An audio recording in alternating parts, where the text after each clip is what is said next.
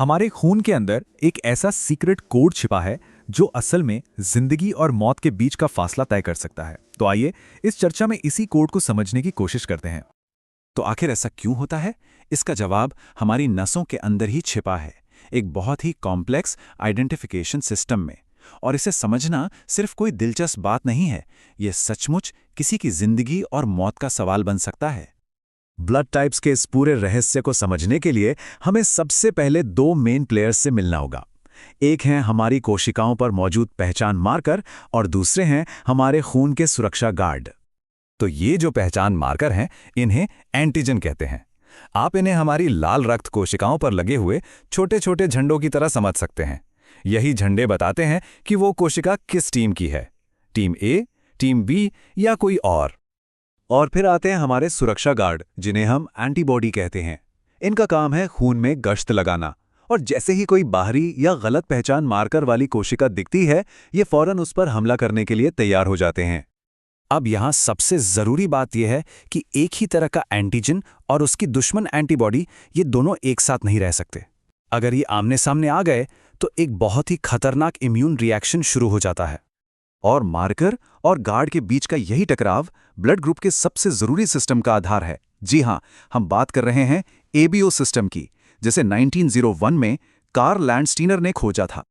तो ये जो एबीओ सिस्टम है ना, ये हमारे ब्लड को 4 मेन ग्रुप्स में बांटता है, ए, बी, एबी और ओ। अब इस टेबल को देखिए, इसमें सब कुछ साफ है। मतलब किस ब्लड ग्रुप की लाल रक्त कोशिकाओं पर कौन सा मार्कर यानी एंटीजन है और उसके प्लाज्मा में कौन सा डिफेंडर यानी एंटीबॉडी है। और बस यही कॉम्बिनेशन तय करता है कि कौन किसको खून दे सकता है और किससे ले सकता है। ओ ग्रुप की रक्त कोशिकाएं वाकई कमाल की हैं। जानते हैं क्यों? क्योंकि उन पर कोई ए या बी पहचान मार्कर होता ही नहीं है। तो जब ये किसी दूसरे ब्लड ग्रुप में जाती हैं तो पहचानी नहीं जाती और उन पर हमला भी नहीं होता। इसीलिए तो इन्हें यूनिवर्सल डोनर कहते हैं।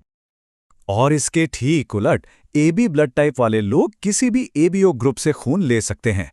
इसकी वजह, क्योंकि उनके प्लाज्मा में ए या बी कोशिकाओं पर हमला करने वाले सुरक्षा गार्ड यानी एंटीबॉडी होते ही नहीं हैं।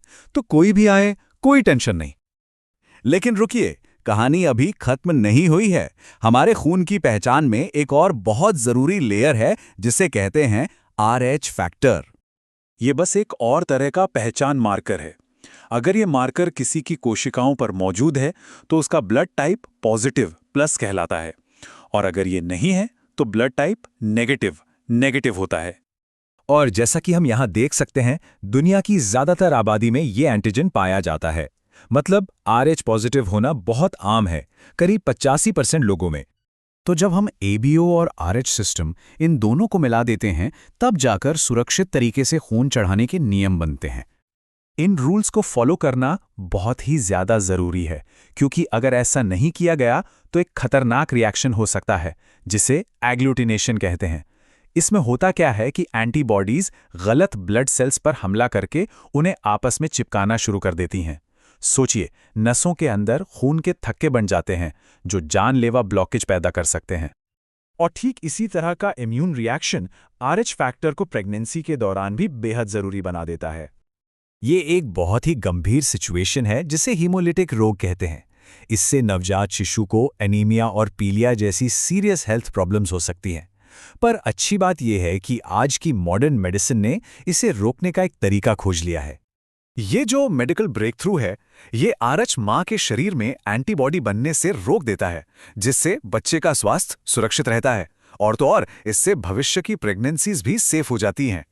तो आखिर में बात यह है कि हमारा ब्लड टाइप सिर्फ एक मेडिकल डिटेल नहीं है, ये हमारे जेनेटिक इतिहास की एक गूंज है, हमारी बायोलॉजिकल कहानी का एक बहुत ही अहम हिस्सा।